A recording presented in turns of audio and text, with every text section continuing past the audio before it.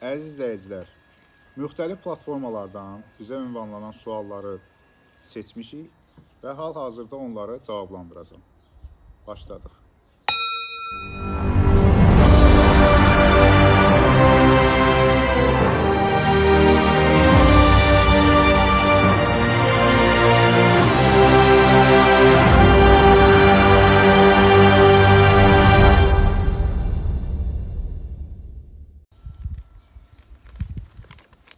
O şərti olaraq Brilliant xanım qeyd ediblər. Salam. Bilgilər artdıqca ətrafımda sevdiyim insanların azalmağa başlamasının səbəbi nədir? Onlarla zaman keçirməkdənsə tək zaman keçirməyi üstün tutmaq.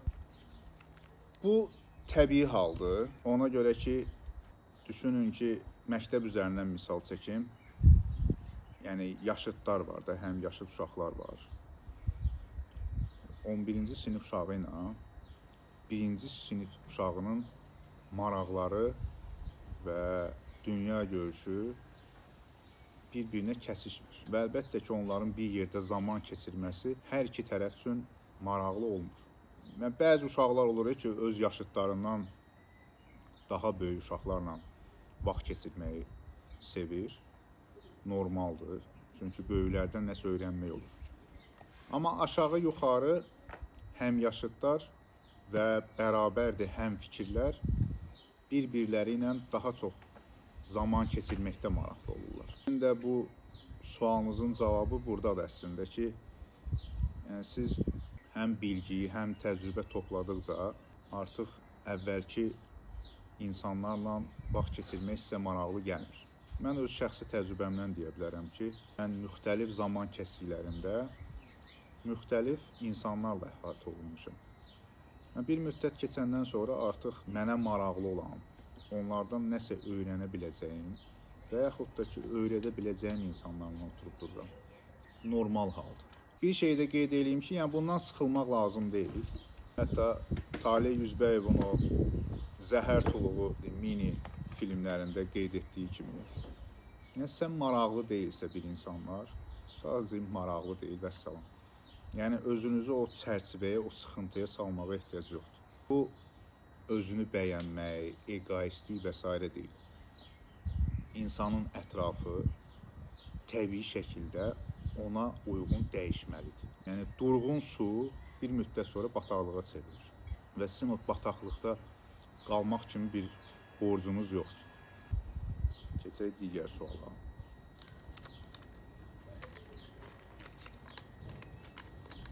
Samirə xanım Vəlizadə, WhatsApp. Mən nə üçün nəslin yükünü daşımalıyam? Karma niyə belə işləyir? Nəslimizdə kimlərsə böyük günahlar edəcək deyə bunun əziyyətini niyə mən çəkməliyəm? Bu ədalətsizlik deyil. Çox əla sualdır və dərin sualdır. Biz bu dünyaya həm ruhumuzun təzahür tapşırıqları ilə, həm də nəslimizdən aldığımız, həm savab deyə biləcəyimiz, həm bonus deyə biləcəyimiz, həm də o günah və yük deyə biləcəyimiz, karmik yük deyə biləcəyimiz şeyləri alırıq. Birinin adına nənəsindən, babasından və yaxud da ki, valideynlərindən hansısa bir mal-mülk qalır.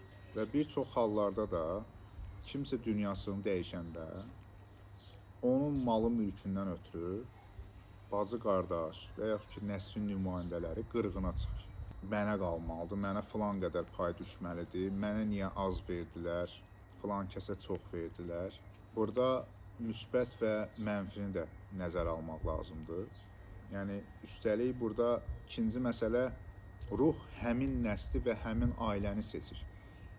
Və yaxud da ki, həmin nəslin tezliyinə və karmasının yükünə uyğun bir yerə təyinat alır.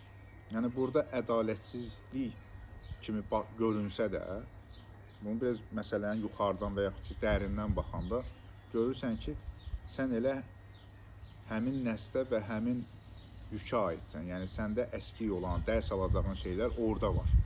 Sənin üçün münbit şərait oradır. Sən yalnız orada yetişə bilərdin.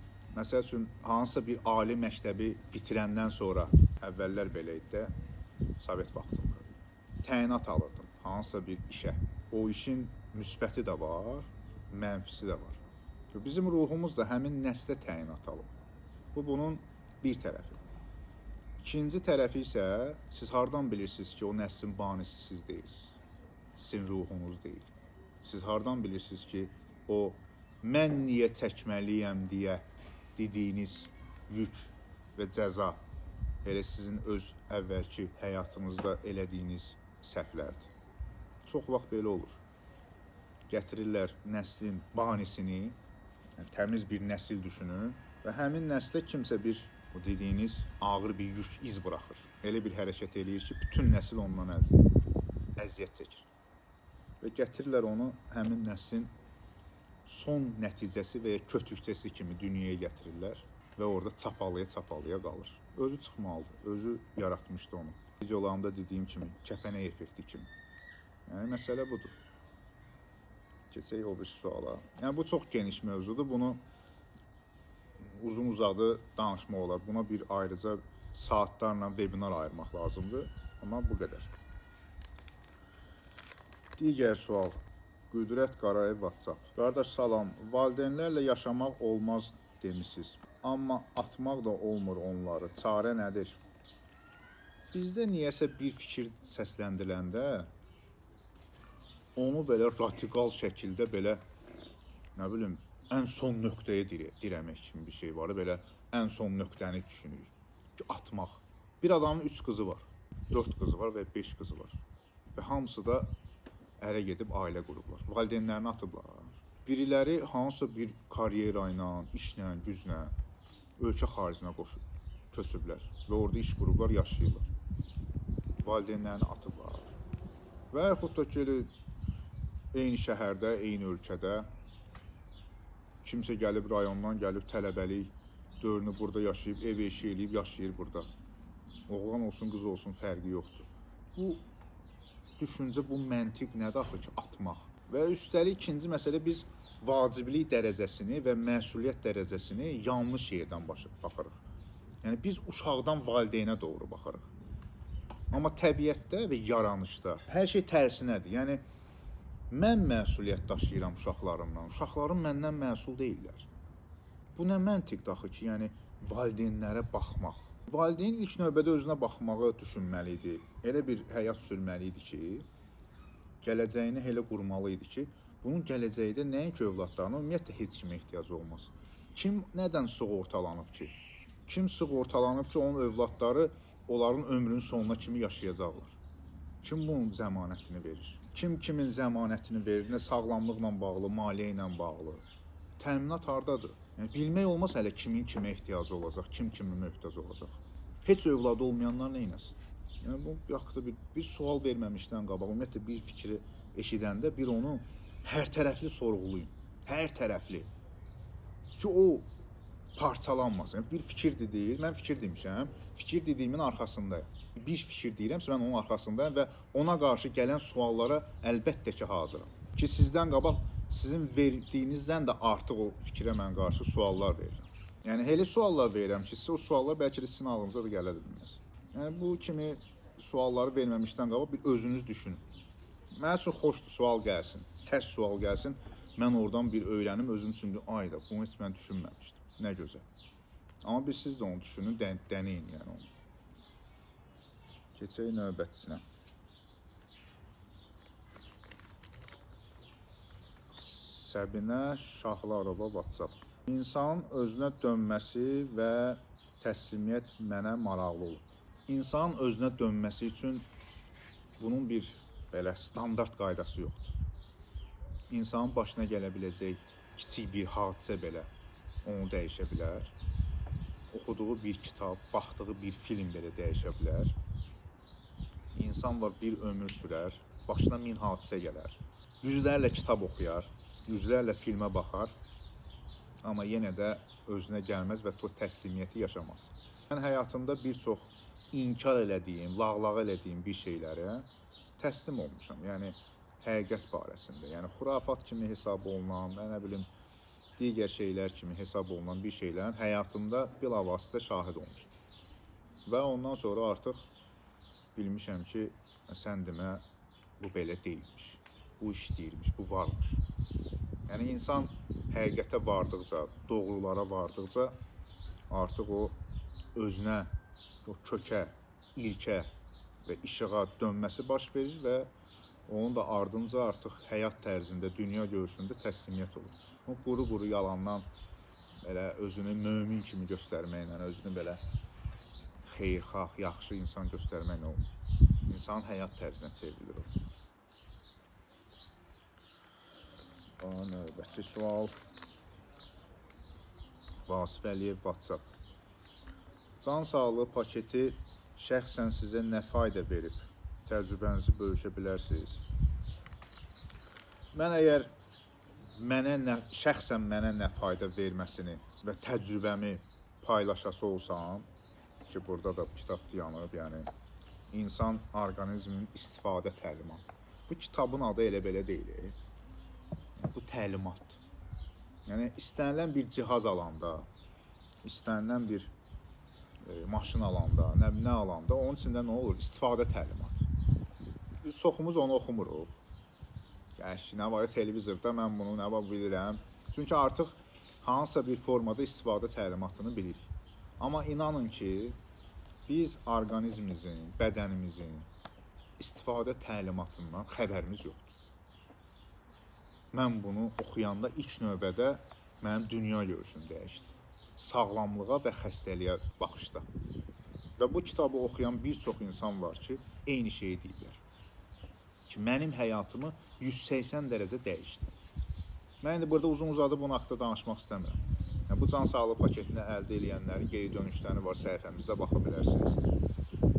Və bir şey deyə bilərəm ki, biz bu kitabı, paketi əldə edənlərin 6 ay ərzində geri qaytarmaq şərti qoyuruq.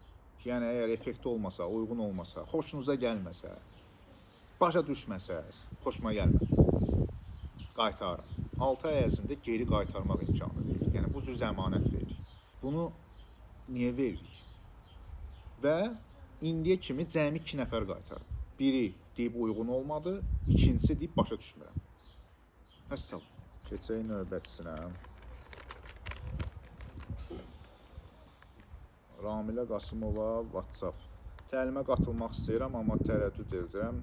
Mən nəyə görə əminliklə sizin təlimə qatılmalıyam? Bu mənə nə verəcək? Tələbəniz ən çox nəyə görə təlimə qatıldıqları üçün peşman deyirlər? Tələbələrin yerinə burada fikir bildirmək doğru olmaz. Yəni, mən durum deyim ki, filan kəs buna görə peşman deyil və yaxud peşmandır. Təlimə qatılan tələbələrdən soruşa bilərsiniz. İndi olan adları, soyadları, kimlikləri məxfidir, yəni açıqlanmır. Amma mən belə deyim, onlardan soruşa da bilərəm. Bilgini alıb sizə çatdıra da bilərəm. Amma bu da yenə də bunu mən yalandan da edə bilərəm.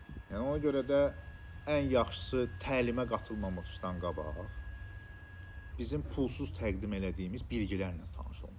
Ki, orada heç bir risk eləmirsiniz. İkinci məsələ can sağlığı paketi. Ki, burada da risk yoxdur. Aldınız, uyğun olmadı, başa düşmədiniz, gördünüz ki, yox, boş şeydir. Qaytardınız, pulunuzu da geri aldınız və s. Webinarlar var, cəmi 19 manat. Yəni 19 manatdan kimsə varlanan deyil, kasıblaşan deyil. Əldə eləyə bilərsiniz, baxa bilərsiniz. Ümumiyyətlə, mən məsələlərə necə yanaşıram. Ödənişsiz webinarlar keçirdirik. 30 mayda birini keçirmişik. Yenə də biri də gözlənilir. Və 26 iyunda yenə də keçirdəcəm. Gəlin, qatılın. Yəni, aşağısı 2 saatlıq bir webinar olacaq. Suallarınızı verin. Görün, sizə bir faydası dəyəcəkmi? Faydası dəyməyəcəksə, heç mənə də lazım deyil. Yəni, mən ilk növbədə burada faydalı olmaq üçün bilgi verirəm. Növbəti Xanım 1983 Instagram üzərindən yazıb. İllərlə tikdiyim evdə yaşamaq istəmirəm. Niyəsini bilmirəm. Sizcə qəlbimin səsinə qulaq asmalıyam? Bu da yaxşı sualdır. Sadəcə bunu belə deyim də, dəqiq analiz aparmadan, yəni sizi, evi, məkanı və s. və axır bir şey demək olmaz. Konkret bir şey demək olmaz. Amma ümumi belə fikir bildirəsi olsaq, siz bəlkə də ruhi binanızı inşa eləməliydiniz ilk növbədə. sonra digər evi. Ki artıq o ev məkanından və formasından asılı olmayaraq sizə xoş olardı. Məncə siz o yaşadığınız məkan yox, hal-hazırda həyat tərziniz, o mənəvi binanızda problem var. Yəni, bir oralara da baxın, görün orada nə boşluqlar var, hansı daşlar yerində deyil, özül düzgün qoyulub, qoyulmayıb. Yəni, bu şeylərə baxın.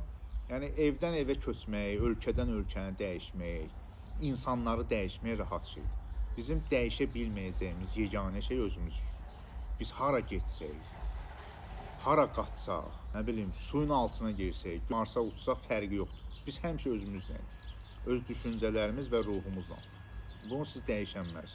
Ona görə də ilk növbədə daxilinizə baxın, görün orada hansı belə təmir işlərini aparmaq lazımdır. Bəlkə də söküb yenidən tikmək lazımdır. Keçək növbəti suala. Pəri Əli, Instagram. Salam, hər vaxtınız xeyir. Mənə bərəkət mövzusu maraqlıdır. Gəlir kimi gələn pulların bəzisi bərəkətli olur, bəzisi yox. Miqdar heç bir rol oynamır. Burada verən adamın enerjisi ilə bağlılıq olur. Bu da çox geniş mövzudur və çox qəşəng sualdır. Təşəkkür edirəm. Ümumiyyətlə biz pulu və ruzi bərəkəti bir-birinə qatışdırırıq. Bunlar fərqli şeylər. Bunlar ümumiyyətlə fərqli şeylərdir və bu haqda da yenə deyirəm, saatlarla danışmaqla çalışacağım, çox qısa şəkildə izah edeyim. Yəni siz milyon qazana bilərsiniz, amma o milyonun hüzuru və yaxud da ki, bərəkəti olmaz, yaxud da ki, bir rahatlığı olmaz. Orada təkcə verən adamdan asılı deyil, sizin özünüzdən də asılıdır. Yəni burada buna bağlı olan şeylər çoxdur, məsələlər çoxdur, bloklar çoxdur, düşüncəsi çoxdur. Evin özünün aurası, ailənin aurası, uşaqların belə deyim, naşükür və ya şükürlü olması. Yəni bizim başa düşdüyümüz şükür mənasında yox. Yəni bərəkət ümumiyyətlə, ruzi bərəkət tamamilə başqa şeydir. Əslində bütün doğru qoyulmuş sualların içində 80% cavab olur. Yəni sizin sualınızın içində cavab var. Yəni enerjinizi təmizləyin. Mən öz təcrübəmdən deyə bilərəm ki, mən müxtəlif sahələrdə çalışmışam və çox səmimi şəkildə deyirəm ki, mən çox pul qazandığım yerlərdə o şeyin bərəkəti olmayıb, rahatlığı olmayıb, ruzisi olmayıb, nəinki az qazandığım yer. Və bunun da məsələsi o gördüyüm işin enerjisi ilə, özü ilə birbaşa bağlı olur. Sırf işin özü ilə bağlı olur. Faydalılıq məsələsi ilə. Yəni bir var, sən sadəcə alverlə məşğulsan, alırsan, satırsan, alırsan, satırsan. Bir də var, sən istehsalla, təsərrüfatla məşğulsan. Bax, bərəkət, ruzi daha çox orada olur. Nəinki sadəcə alverdə. Yəni, ruzi bərəkət əsasən yaradıcılıq tərəfdədir, işıq tərəfdədir. O digər məsələ isə sadəcə aldım, satdım. Bunlar qara tərəfdir, qara zonadır. Keçək növbətiyə. Məmmədova U93 Instagram. Hamı deyir, bağışlamaq lazımdır. Bir insan öz həyatının qatilini necə bağışlaya bilər ki? Buna çox konkret və qısa bir cavab verəcəm. Bir insan öz həyatının qatilini bağışlamasa, özü ikinci dəfə öz həyatının qatilinə çevriləcək. Bağışlamaq o demək deyil ki, gedib adam bağrına basmaq. Bağışlamaq o deyil ki, bağışladın, neytrallaşdın, buraxdın. Bu haqda videomuz da var kanalımızda. Keçək növbətiyə. Şəbnəm MS Instagram. Qorxularımızdan necə azad olaq? Öz-özümüzə bunu həll edə bilərik. Təşəkkür edirəm. Əlbəttə, bunu yalnız və yalnız öz-özünüzə həll edə bilərsiniz. Bunu kimsə kənardan sizin gəlib çildaqla, nə bilim, ildaqla qorxunuzu çıxardan deyil. Qorxu buradadır. Yəni, qorxu bərabərdir bilgisizlik. Qorxu bərabərdir pis bir şeyin gözləntisidir və bu bərabərdir bilgisizliyə. Uşaq üzərindən misal çəkəcəm. Uşaqlar qaranlıqdan qorxurlar adətən. Qaranlıqdan qorxurlar. Bərabərdir nədən qorxurlar? Bilinməzlikdən. Bilmirlər. Amma insan biraz böyüyəndən sonra qaranlıq da olsa bir yerlərə gedir. Bilgisi var da ki, qaranlıqdır, işıq yoxdur. gündüz vaxtı deyil, getmək olar, orada bir qorxulu bir şey yox. Amma uşaqlar qaranlıqdan qorxurlar, tək qalmaqdan qorxurlar. Bərabərdir, bilgisizlikdən qorxurlar. Bilginizi, dünya görüşünüzü inkişaf elətdirəndən sonra o qorxular da gedəcək. Axırıncıdır ki, axırıncıya nə düşür? Abbasov 111. Arzularımızı necə gerçəkləşdirək? Arzularımızı necə gerçəkləşdirək mövzusunda vebinarımız keçirilib. Birinci onu əldə edin. Deyəcəksiniz, reklam edirik. Amma mən burada onu necə gerçəkləşdirməyin xırda tərifini verə bilərəm. Amma sabah gələcəksiniz ki, elədim, işləmədim. Çünki dünya görüşü o deyil. Yəni, mən sizə bir layihə verirəm, siz onun konstruksiyasını quramırsınız. Amma mən o webinarda bütün o konstruksiyalar, bütün puzzle'ların hamısını bir-bir göstərirəm. Burada belə, burada belə, burada belə. Deyim tərifini, sadədir. İstənilən arzunun 3 təməl qanunu var. İstəyirəm, lazımdır, bacarıram. Sağ olun, salamat qalın. Sizin üçün, ruhunuz üçün xeyirli olan bütün arzularınız çin olsun. Arzuların çin olması üçün də içindən cin çıxır.